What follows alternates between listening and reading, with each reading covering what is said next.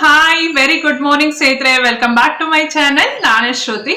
ಸ್ನೇಹಿತರೆ, ಇವತ್ತು ಅಥೆಂಟಿಕ್ ಆಗಿರುವಂತ ಮೈಸೂರು ಸ್ಪೆಷಲ್ ಬಿಸಿಬೇಳೆ ಬಾತ್ ಪೌಡರ್ ಮತ್ತೆ ಬಿಸಿಬೇಳೆ ಬಾತ್ ಯಾವ ರೀತಿಯಾಗಿ ಮಾಡೋದು ಅಂತ ತೋರಿಸ್ತೀನಿ. ಅದರಲ್ಲೂ ಸುಮಾರು ಜನ ಸುಮಾರು ರೀತಿನಲ್ಲಿ ಮಾಡ್ತಾರೆ ಬಿಸಿಬೇಳೆ ಬಾತ್ ಪೌಡರ್.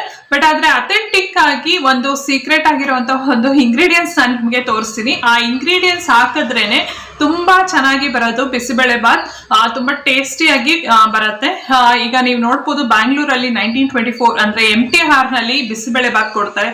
ತುಂಬಾನೇ ಚೆನ್ನಾಗಿರತ್ತೆ, ಅದ್ಭುತವಾಗಿರತ್ತೆ ಟೇಸ್ಟ್ ಮಾತ್ರ.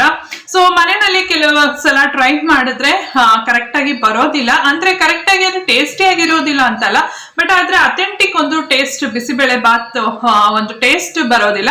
ಸೊ ಅದಕ್ಕೆ ಒಂದು ಇಂಗ್ರೀಡಿಯೆಂಟ್ ಆಡ್ ಮಾಡ್ಬೇಕು. ಬಟ್ ಆದ್ರೆ ಸುಮಾರು ಜನಕ್ಕೆ ಇದು ಗೊತ್ತಿರೋದಿಲ್ಲ, ಸುಮಾರು 90% ಜನಕ್ಕೆ ಗೊತ್ತಿರಲ್ಲ. ಇನ್ 10% ಪೀಪಲ್ಗೆ ಗೊತ್ತಿರತ್ತೆ ಅಂತ ಹೇಳ್ಬೋದು ಈ ಇಂಗ್ರೀಡಿಯೆಂಟ್ ಹಾಕಿದ್ರೇನೆ ಬಿಸಿಬೇಳೆ ಬಾತ್ ಪೌಡರ್ ಅಂತ. ಸೊ ಇವತ್ತು ನಾನು ಒಂದು ರೆಸಿಪಿನ ತೋರಿಸ್ತೀನಿ. ಇವತ್ತು ಒಂದೇ ವಿಡಿಯೋದಲ್ಲಿ ಪೌಡರ್ ಹೇಗ್ ಮಾಡೋದು ಮತ್ತೆ ಆ ಬಾತ್ ಹೇಗ್ ಮಾಡೋದು ಅಂತ ಎರಡು ಕೂಡ ತೋರಿಸ್ತೀನಿ. ಬಿಕಾಸ್ ಒಂದ್ ವಿಡಿಯೋದಲ್ಲಿ ಪೌಡರ್ ಮಾಡೋದು ತೋರಿಸಿ ಮತ್ತೆ ಇನ್ನೊಂದು ವಿಡಿಯೋದಲ್ಲಿ ಬಾತ್ ಮಾಡೋದು ತೋರಿಸಿದ್ರೆ ಬೇರೆ ಬೇರೆ ವಿಡಿಯೋ ಕನ್ಫ್ಯೂಸ್ ಆಗತ್ತೆ ಒಂಥರ.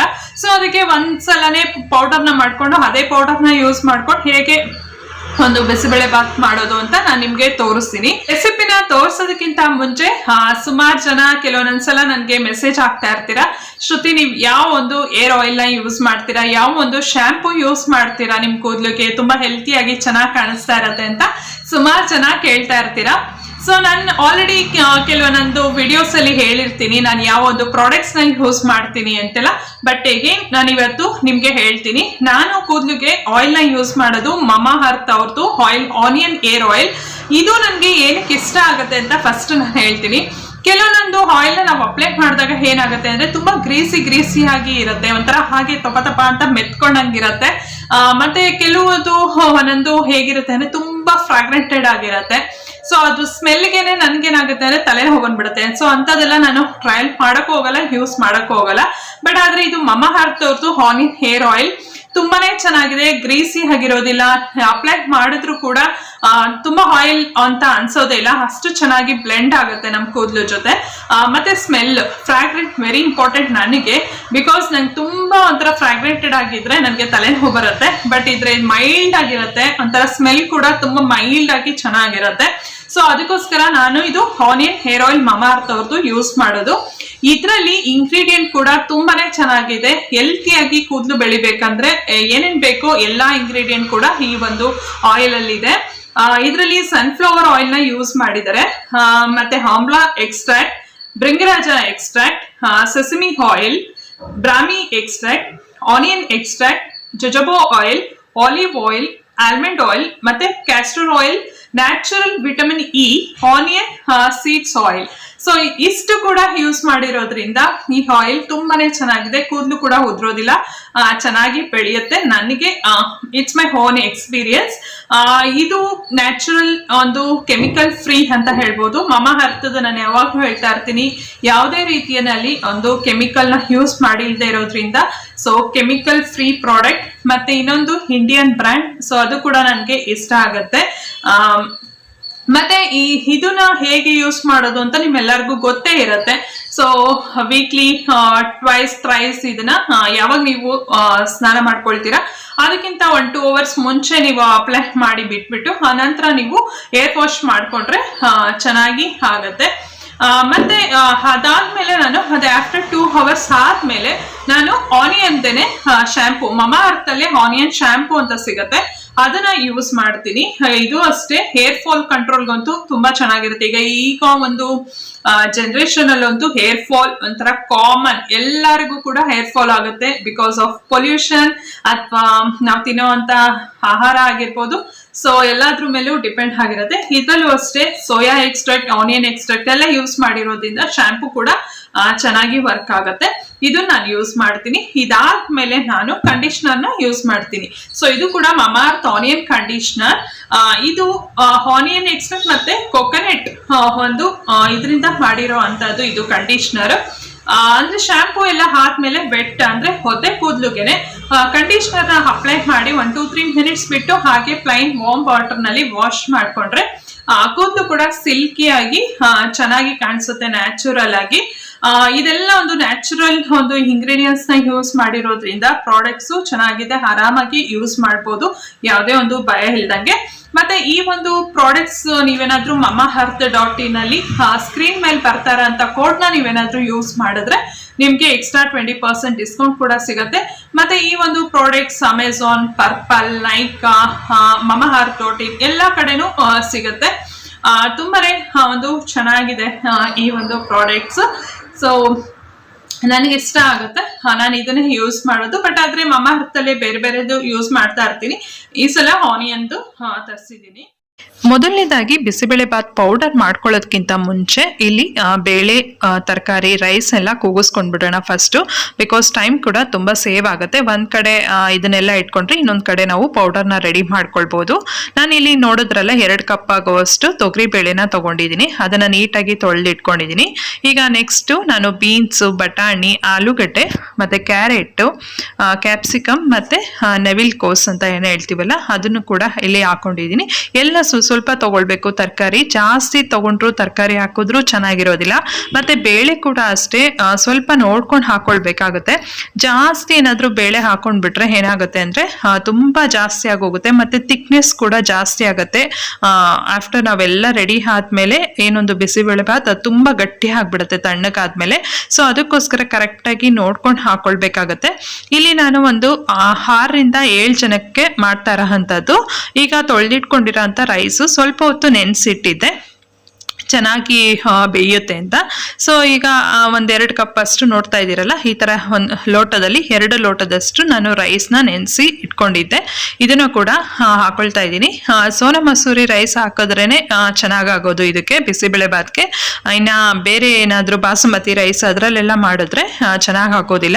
ಸೊ ನಾನು ಏನಕ್ಕೆ ಈ ತರ ಮಾಡ್ತಾ ಇದ್ದೀನಿ ಅಂದ್ರೆ ಒಂದ್ ಕಡೆ ಇನ್ನೊಂದ್ ಕಡೆ ನಾನು ಕೂಗಕ್ಕೆ ಇಟ್ಬಿಟ್ಟು ಹಾಗೆ ಪೌಡರ್ಗೆ ಡ್ರೈ ಇಂಗ್ರೀಡಿಯೆಂಟ್ಸ್ನೆಲ್ಲ ಫ್ರೈ ಮಾಡ್ಕೊಳ್ತೀನಿ. ಅದಕ್ಕೋಸ್ಕರ ಈಗ ಸ್ವಲ್ಪ ಅರಿಶಿನ ಹಾಕೊಳ್ತಾ ಇದ್ದೀನಿ. ಒಳ್ಳೆ ಕಲರ್ ಬರುತ್ತೆ. ಇದಿಷ್ಟು ಹಾಕ್ಬಿಟ್ಟು ಈಗ ಒಂದು ಲಿಡ್ ನ ಕ್ಲೋಸ್ ಮಾಡಿಬಿಟ್ಟು ನಾನು ಇದನ್ನ 1-2 ವಿಸಿಲ್ ಕೂಗಿಸ್ಕೊಂಡ್ರೆ ಸಾಕಾಗುತ್ತೆ. ಯಾಕಂದ್ರೆ ರೈಸ್ ಕೂಡ ಬೇಯುತ್ತೆ, ಜೊತೆಗೆ ತರಕಾರಿ ಬೇಳೆ ಎಲ್ಲ ಚೆನ್ನಾಗೇ ಬೇಯುತ್ತೆ. ಒಂದು ಸ್ವಲ್ಪ ಎಣ್ಣೆ ಹಾಕ್ತಾ ಇದ್ದೀನಿ, ಇದರಿಂದ ಚೆನ್ನಾಗೇ ಬೇಯುತ್ತೆ. ಈಗ ಲಿಡ್ ನ ಕ್ಲೋಸ್ ಮಾಡಿ 1-2 ವಿಸಿಲ್ ನ ನಾನು ಕೂಗಿಸ್ಕೊಳ್ತೀನಿ ಸಾಕು. ಅದಕ್ಕಿಂತ ತುಂಬಾ ಜಾಸ್ತಿ ಏನು ಬೇಡ. ಈಗ ಇನ್ನೊಂದು ಕಡೆ ಒಲೆ ಮೇಲೆ ನಾನು ಒಂದು 4 ಚಮಚದಷ್ಟು ಪ್ಯಾನ್ಗೆ ಧನಿಯಾನ ಹಾಕೊಳ್ತಾ ಇದ್ದೀನಿ. ಎಲ್ಲ ಡ್ರೈ ರೋಸ್ಟ್ ಮಾಡಬೇಕಾಗತ್ತೆ.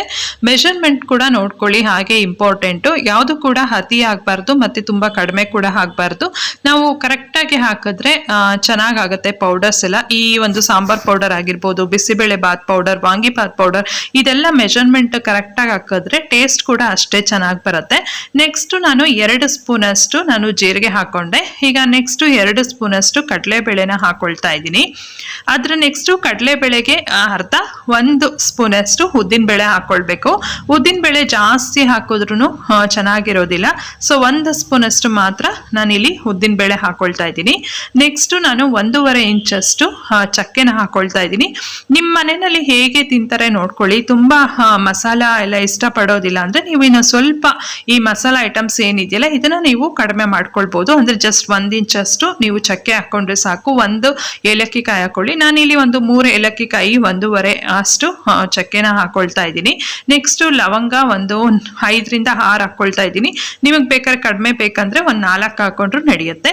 ನೆಕ್ಸ್ಟ್ ಮೇನ್ ಇಂಗ್ರೀಡಿಯೆಂಟ್ ಅಂದ್ರೆ ಇದೆ ಮರಾಠ ಮಗು. ಈ ಒಂದು ಬಿಸಿಬೇಳೆ ಬಾತ್ ಪೌಡರ್ ಅಲ್ಲಿ ಸೀಕ್ರೆಟ್ ಇಂಗ್ರೀಡಿಯೆಂಟ್ ಅಂದ್ರೆ ಮರಾಠ ಮಗು. ತುಂಬಾ ಜನ ಇದನ್ನ ಹಾಕೋದಿಲ್ಲ, ಬಟ್ ಕೆಲವರು ಒಂದು 5 to 10% ಅಷ್ಟು ಹಾಕ್ತಾರೆ.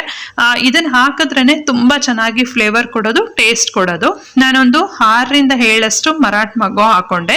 ನೆಕ್ಸ್ಟ್ 1/2 ಸ್ಪೂನ್ ಅಷ್ಟು ನಾನು ಚಮಚದಷ್ಟು ಬಿಳಿ ಎಳ್ಳನ್ನ ಹಾಕೊಳ್ತಾ ಇದ್ದೀನಿ. ಇನ್ನು 1/2 ಸ್ಪೂನ್ ಅಷ್ಟು ನಾನು ಇಲ್ಲಿ ಗಸಗಸೆನ ಹಾಕೊಳ್ತಾ ಇದ್ದೀನಿ. ಇದನ್ನೆಲ್ಲ ಡ್ರೈ ರೋಸ್ಟ್ ಮಾಡ್ಕೊಳ್ಬೇಕು ಸ್ವಲ್ಪ. ಹಾಗೆ ನಾನು ನೆಕ್ಸ್ಟ್ ಒಣ ಮೆಣಸಿನ್ಕಾಯಿ ಕೂಡ ಹಾಕೊಳ್ತೀನಿ. ಫಸ್ಟ್ ಇದೊಂದು ಸ್ವಲ್ಪ ಬೆಚ್ಚಗಾಗ್ಲಿ, ಅನಂತರ ನಾನು ಅದನ್ನ ಹಾಕೊಳ್ತೀನಿ. ನಾನು ಹೇಳ್ದೆ ಅಲ್ವಾ, ಈ ಒಂದು ಮರಾಠ್ ಮಗು ಹಾಕೊಂಡ್ರೆ ತುಂಬಾ ಚೆನ್ನಾಗಿರತ್ತೆ ಅಂತ. ಆಕ್ಚುಲ್ ಆಗಿ ಒಂದು ಅಥೆಂಟಿಕ್ ಆಗಿ ನಾವು ಮಾಡಬೇಕು ಬಿಸಿಬೇಳೆಬಾತ್ ಪೌಡರ್ ಅಂತ ಅಂದ್ರೆ, ಸೊ ಮರಾಠ್ ಮಗು ಕಂಪಲ್ಸರಿ ಹಾಕೊಳ್ಬೇಕು. ಅದ್ರದ್ದು ಟೇಸ್ಟ್ ಘಮ ಫ್ಲೇವರ್ಡನೆ ತುಂಬಾ ಚೆನ್ನಾಗಿರತ್ತೆ. ಏನಂತ ಅಂದ್ರೆ ಆ ಚಕ್ಕೆ ಜೊತೆ ಅದು ಬೆರೆತಾಗ ಅದ್ರದ್ದು ಫ್ಲೇವರ್ ತುಂಬಾ ಇನ್ನೂ ಚೆನ್ನಾಗಿ ಎನ್ಹಾನ್ಸ್ ಆಗುತ್ತೆ. ಸೊ ಅದಕ್ಕೋಸ್ಕರ ಅದನ್ನ ಮಿಸ್ ಮಾಡಲೇಬೇಡಿ. ನಾನು ಆಗ್ಲೇ ಹೇಳ್ದಾಗೆ ಈ ಒಂದು ಮಸಾಲಾ ಐಟಮ್ಸ್ ಏನಿದೆಯಲ್ಲ ಅದು ಸ್ವಲ್ಪ ಹೆಚ್ಚು ಕಮ್ಮಿ ನೋಡ್ಕೊಂಡು ಬೇಕಾದ್ರೂ ಹಾಕೊಳ್ಬಹುದು, ನಿಮ್ಮ ಮನೆಯಲ್ಲಿ ಹೇಗೆ ತಿಂತಾರೆ ಅಂತ. ಈಗ ನಾನು ನೆಕ್ಸ್ಟ್ ಖಾರಕ್ಕೆ ಇಲ್ಲಿ ಒಂದು 4-5 ಗುಂಟೂರು ಮೆಣಸಿನ್ಕಾಯಿ ತಗೊಂಡಿದ್ದೀನಿ. ಇನ್ನು ನೆಕ್ಸ್ಟ್ ಒಂದು 10 ಬ್ಯಾಡಗೆ ಮೆಣಸಿನ್ಕಾಯಿ ಕೂಡ ಹಾಕೊಳ್ತಾ ಇದ್ದೀನಿ. ಒಳ್ಳೆ ಕಲರ್ ಬರಬೇಕು ಬಿಸಿಬೇಳೆ ಬಾತ್ ಅಂದ್ರೆ ನಾವು ಬ್ಯಾಡಗೆ ಮೆಣಸಿನ್ಕಾಯಿ ಸ್ವಲ್ಪ ಜಾಸ್ತಿ ಹಾಕೊಂಡ್ರೆ ಒಳ್ಳೆ ಕಲರ್ ಬರುತ್ತೆ. ಆದಷ್ಟು ಒಳ್ಳೆ ಕ್ವಾಲಿಟಿ ಇರೋಂಥ ಮೆಣಸಿನ್ಕಾಯಿನ ತಂದು ಇಟ್ಕೊಳ್ಳಿ, ಚೆನ್ನಾಗಾಗತ್ತೆ. ಈಗ ಇದಿಷ್ಟು ಸೇರಿಸಿ ನಾನು ಚೆನ್ನಾಗಿ ಡ್ರೈ ರೋಸ್ಟ್ ಮಾಡ್ಕೊಳ್ತೀನಿ.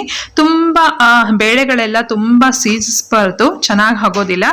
ಒಳ್ಳೆ ಘಮ ಅಂತ ಬರ್ತಾ ಇರಬೇಕು. ಮತ್ತೆ ಚೆನ್ನಾಗಿ ಸ್ವಲ್ಪ ಕೆಂಪಗೆ ಆಗಿದ ತಕ್ಷಣನೇ ಸ್ಟವ್ ಆಫ್ ಮಾಡಿ ಸ್ವಲ್ಪ ಹೊತ್ತು ತಣ್ಣಗಾಗೋದಕ್ಕೆ ಬಿಡಬೇಕು. ಇವಾಗ ನೀವು ನೋಡ್ತಾ ಇರ್ಬೋದು ಎಲ್ಲ ಬೇಳೆ ಮೆಣಸಿನ್ಕಾಯಿ ಎಲ್ಲ ಹದವಾಗಿ ಚೆನ್ನಾಗಿ ಕರೆಕ್ಟಾಗಿ ರೋಸ್ಟ್ ಆಗಿದೆ.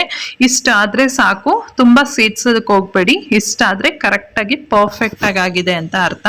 ಇನ್ನು ಇದೆಲ್ಲ ಫುಲ್ ಕಂಪ್ಲೀಟ್ ಆಗಿ ತಣ್ಣಗಾದ್ಮೇಲೆ ಈಗ ನಾನು ಇದನ್ನ ಪೌಡರ್ ಮಾಡ್ಕೊಳ್ತೀನಿ. ತುಂಬ ನೈಸ್ಗೂ ಬೇಡ, ತುಂಬ ತರ್ತರಿ ಹಾಗೂ ಬೇಡ, ಮೀಡಿಯಮ್ ಆಗಿ ಸ್ವಲ್ಪ ನೈಸ್ಗಿಂತ ಇನ್ನೊಂದು ಚೂರು ದಪ್ಪ ಇದ್ರೆ ಸಾಕು. ನೀವು ನೋಡ್ತಾ ಇರ್ಬೋದು ತುಂಬ ಫೈನ್ ಪೌಡರು ಅಲ್ಲ, ಇಷ್ಟ ಆದ್ರೆ ಕರೆಕ್ಟ್ ಆಗಿರತ್ತೆ. ಸೊ ಕಲರ್ ಕೂಡ ನೋಡಿ ಎಷ್ಟು ಚೆನ್ನಾಗಿದೆ ಅಂತ. ಇದು ಇವಾಗ ಹಿಂಗೆ ಕಾಣಿಸ್ತಾ ಇದೆ, ಬಟ್ ನಾವು ರೈಸ್ ಜೊತೆ ಮಿಕ್ಸ್ ಮಾಡಿದ್ಮೇಲೆ ಆ ಬ್ಯಾಡಗೆ ಮೆಣಸಿನ್ಕಾಯ್ದು ಕಲರ್ ಎಲ್ಲ ತುಂಬಾ ಚೆನ್ನಾಗಿ ಬಿಡುತ್ತೆ, ಅವಾಗ ಇನ್ನೂ ಚೆನ್ನಾಗಿರತ್ತೆ.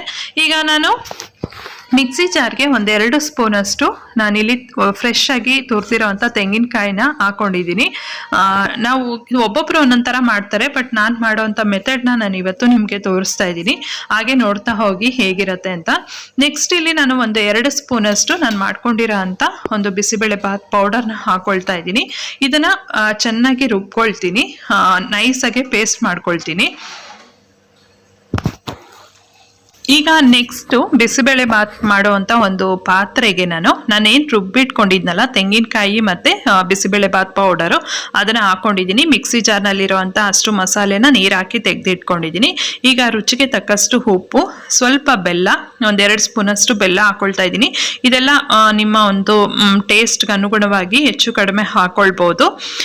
ಈಗ ನೆಕ್ಸ್ಟ್ ಒಂದು ನಾಟಿ ಟೊಮೆಟೊ, ಹುಳಿ ಇರೋವಂಥ ನಾಟಿ ಟೊಮೆಟೊನ ಒಂದು ಸಣ್ಣದಾಗಿ ಕಟ್ ಮಾಡಿ ಹಾಕಿದ್ದೀನಿ. ಈಗ ಇದನ್ನ ಚೆನ್ನಾಗಿ ಕುದಿಸ್ಬೇಕಾಗತ್ತೆ. ನಾನು ಇವಾಗ ಒಂದು ಲಿಡ್ನ ಕ್ಲೋಸ್ ಮಾಡಿ ಚೆನ್ನಾಗಿ ಕುದಿಸ್ತೀನಿ. ಆ ಒಂದು ಹಸಿ ಘಾಟ್ ಸ್ಮೆಲ್ ಎಲ್ಲ ಹೋಗಿ ಆ ಮಸಾಲೆ ಎಲ್ಲ ಚೆನ್ನಾಗಿ ಕುದಿಬೇಕು, ಆವಾಗಲೇ ಚೆನ್ನಾಗಾಗೋದು. ಕೆಲವ್ರು ಏನು ಮಾಡ್ತಾರೆ ಅಂದರೆ ತರಕಾರಿ ಬೇಳೆ ಮತ್ತು ರೈಸ್ನೆಲ್ಲ ಏನು ಕೂಗಿಸ್ಕೊಂಡಿರ್ತಾರಲ್ಲ ಅದಕ್ಕೇನೆ ಪೌಡರ್ ಹಾಕಿ ಮಿಕ್ಸ್ ಮಾಡಿಬಿಡ್ತಾರೆ.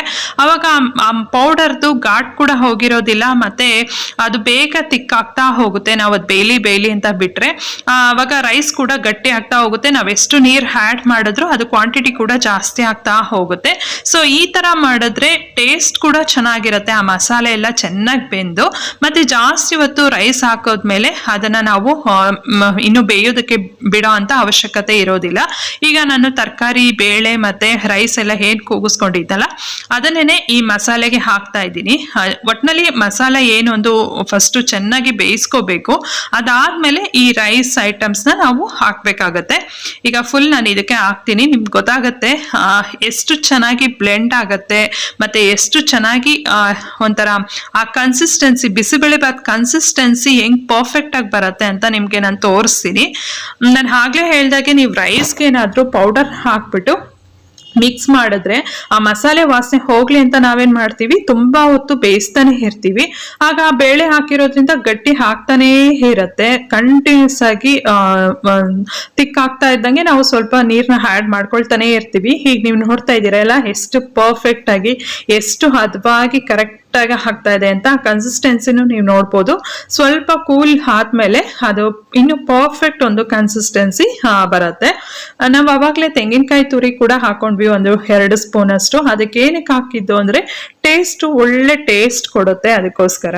ಈಗ ಒಲೆ ಮೇಲೆನೆ 1 ರಿಂದ 2 ನಿಮಿಷ ತನಕ ಚೆನ್ನಾಗಿ ಒಂದ್ಸಲ ಕುದಿಸಿ, 1-2 ಕುದಿ ಬಂದ್ರೆ ಸಾಕು.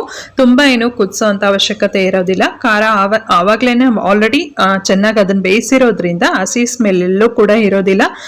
ಪರ್ಫೆಕ್ಟ್ ಆಗಿ ನೀವು ನೋಡ್ತಾ ಇರ್ಬೋದು ಅದ ಕೂಡ ಕನ್ಸಿಸ್ಟೆನ್ಸಿ ಎಷ್ಟು ಚೆನ್ನಾಗಿ ಆಗಿದೆ ಅಂತ. ಮತ್ತೆ ಕಲರ್ ಕೂಡ ನೀವು ನೋಡ್ತಾ ಇರ್ಬೋದು ಎಷ್ಟು ಫುಲ್ ಕಲರ್ಫುಲ್ ಆಗಿದೆ ಅಂತ. ಆಕ್ಚುಲ್ ಆಗಿ ರಿಯಲ್ ಆಗಿ ಇನ್ನೂ ಕಲರ್ಫುಲ್ ಆಗಿತ್ತು, ಬಟ್ ಕ್ಯಾಮ್ರಾಗೆ ಎಷ್ಟು ಕಲರ್ ಕಾಣಿಸ್ತಾ ಇದೆ. ಈಗ ನೆಕ್ಸ್ಟ್ ಅದೆಲ್ಲ ಒಂದು ಕುದಿ ಬಂದ ಮೇಲೆ ನಾನಿಲ್ಲಿ ಒಗ್ಗರಣೆ ಹಾಕೊಳ್ತಾ ಇದ್ದೀನಿ. ಇದಕ್ಕೆ ನಾನು 1 ಸ್ಪೂನ್ ಅಷ್ಟು ತುಪ್ಪ ಹಾಕೊಂಡಿದ್ದೀನಿ. ಈಗ ನೆಕ್ಸ್ಟ್ ಸ್ವಲ್ಪ ನಾನು ಇಲ್ಲಿ ಹಿಂಗನ್ನ ಕೂಡ ಹಾಕೊಳ್ತಾ ಇದ್ದೀನಿ. ಹಿಂಗ ಹಾಕಿದ್ರೆ ಒಳ್ಳೆ ಘಮ ಅಂತ ಇರುತ್ತೆ, ತುಂಬಾ ಚೆನ್ನಾಗಿರುತ್ತೆ. ನೆಕ್ಸ್ಟ್ ನಾನು ಇಲ್ಲಿ ಸ್ವಲ್ಪ ಗೋಡಂಬಿ ಕೂಡ ಹಾಕೊಳ್ತಾ ಇದ್ದೀನಿ. ಗೋಡಂಬಿ ಸ್ವಲ್ಪ ಕಲರ್ ಬಂದಿದ ತಕ್ಷಣ ನಾನು 1 ಬ್ಯಾಡ್ಗೆ ಮೆಣಸಿನ್ಕಾಯಿನ ಈ ತರ ಕಟ್ ಮಾಡಿಬಿಟ್ಟು ಹಾಕೊಂಡಿದ್ದೀನಿ. ಈಗ ತಡ್ಕ ಕೂಡ ರೆಡಿ ಆಯ್ತು. ನಾವೇನೊಂದು ಬಿಸಿಬೇಳೆ ಬಾತ್ ಮಾಡ್ಕೊಂಡಿರ್ತೀವಲ್ಲ ಅದ್ರ ಮೇಲೆ ಇದನ್ನ ಹಾಕಿದ್ರೆ ಆಯ್ತು. ಕರ್ಬೇವು ಕೂಡ ಹಾಕ್ಬೋದು. ನಾನು ಇವತ್ತು ಕರ್ಬೇವು ಇರಲಿಲ್ಲ, ಸೊ ಅದಕ್ಕೆ ನಾನು ಸ್ಕಿಪ್ ಮಾಡಿದ್ದೀನಿ ಅಷ್ಟೇ. ನೀವು ಕರ್ಬೇವು ಕೂಡ ಆ್ಯಡ್ ಮಾಡ್ಬೋದು. ಸೊ ಘಮ ಅಂತಿರುವಂತ ಟೇಸ್ಟಿ ಆಗಿರುವಂತ ಬಿಸಿಬೇಳೆ ಬಾತ್ ರೆಡಿ ಆಯ್ತು. ಸೊ ಇದನ್ನ ನೀವು ಕೂಡ ಮನೆಯಲ್ಲಿ ಟ್ರೈ ಮಾಡಿ ನೋಡಿ, ಹೇಗ್ ಬಂತು ಅಂತ ನನಗೆ ಕಮೆಂಟ್ಸ್ ಬರೆದು ತಿಳಿಸಿ ಸ್ನೇಹಿತರೆ. ನಿಜವಾಗ್ಲೂ ಆನೆಸ್ಟ್ಲಿ ಹೇಳ್ತೀನಿ, ತುಂಬಾನೇ ಚೆನ್ನಾಗಿರತ್ತೆ, ಟೇಸ್ಟಿಯಾಗಿ ಚೆನ್ನಾಗಿರತ್ತೆ. ಸೊ ಟ್ರೈ ಮಾಡ್ತೀರಲ್ವಾ, ಟ್ರೈ ಮಾಡಿಬಿಟ್ಟು ಕಮೆಂಟ್ಸ್ ಬರೆದು ತಿಳಿಸಿ. ಇನ್ನು ನನ್ನ ಚಾನೆಲ್ನ ಯಾರಾದರೂ ಸಬ್ಸ್ಕ್ರೈಬ್ ಮಾಡದೆ ಹಾಗೆ ಏನಾದರೂ ನೋಡ್ತಾ ಇದ್ರೆ ಪ್ಲೀಸ್ ಸಬ್ಸ್ಕ್ರೈಬ್ ಮಾಡ್ಕೊಳ್ಳಿ. ಅದ್ರ ಪಕ್ಕದಲ್ಲಿರುವಂತ ಬೆಲ್ ಐಕಾನ್ನ ಕ್ಲಿಕ್ ಮಾಡಿದ್ರೆ ನಾನು ಹಾಕುವಂತ ವಿಡಿಯೋ ನೋಟಿಫಿಕೇಶನ್ ನಿಮ್ಗೆ ತಲುಪುತ್ತೆ. ಓಕೆ ಸ್ನೇಹಿತರೆ, ಇಲ್ಲಿಗೆ ಇವತ್ತಿನ ಒಂದು ವಿಡಿಯೋನ ಎಂಡ್ ಮಾಡ್ತಾ ಮತ್ತೊಂದು ವಿಡಿಯೋದೊಂದಿಗೆ ಸಿಗ್ತೀನಿ. ಅಲ್ಲಿಯವರೆಗೂ ನಮಸ್ಕಾರ.